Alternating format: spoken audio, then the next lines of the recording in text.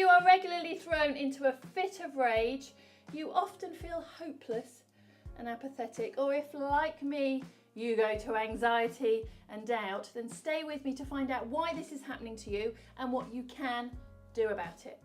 So what is an emotional addiction? Well, the general gist of it is that when we are growing up, we develop a way to deal with any negative or stressful event, and that way then becomes a habit in itself. And there are three main ways, so three negative emotional ways that we often come up with that all other emotions tend to fall under. And those are anger, fear, and sadness.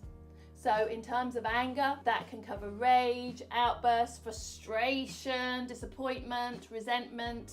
Fear, and this is my one, so anxiety, hesitation, doubt, lack of trust in self and others. And then there's sadness. So this manifests in feelings of helplessness, victim mentality, oh, woe is me, I can't do anything about this, apathy, and indifference. And then what happens is that this way of responding, so this emotion that you go to, that in itself becomes a habit, and your body, whatever you try and do to get out of it, your body will do all it can to return to that. So that will become your default, your go-to whenever there's a stressful situation or something difficult to deal with. And that's the addiction piece. So that's what you'll go to, even though you don't want to, even though it's horrible, even though it's unpleasant, your body, your system will take you back to that place of anger, fear, or sadness.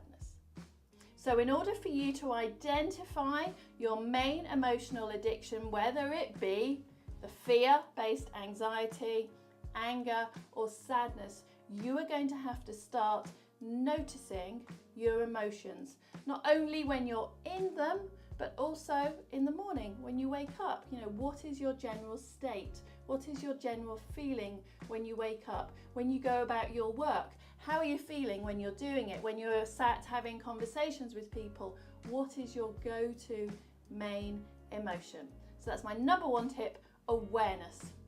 And keep noticing where this emotion shows up. So for me, I've noticed that my fear-based anxiety commonly comes up whenever I'm taking in new information that shakes things up a bit for me, whenever I'm starting anything new and I don't have all the information.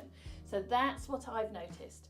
So once you've noticed that, the next step is to accept.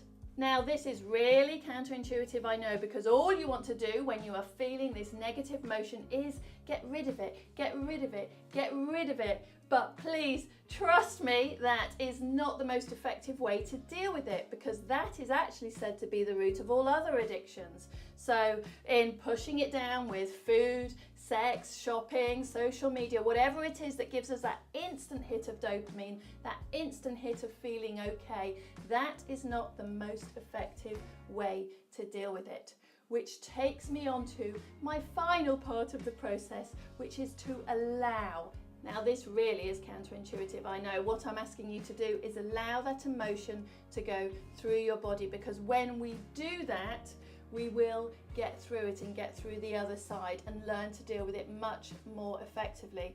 And experts say that any emotion, if allowed, will last only 20 to 30 seconds. You know, a small child is a great example of that. When they're allowed to feel something, they recover really quickly.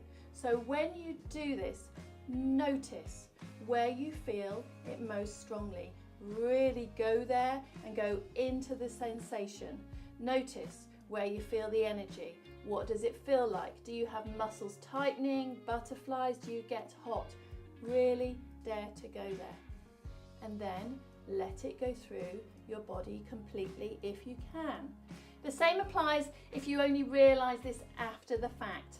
If that happens to you, just sit for a few moments, relive the experience and relive the emotion, and again, allow it to go through us. Because the important thing about this is, in the allowing, we're not acting upon it, we're processing it through our body and we're learning to deal with it more effectively.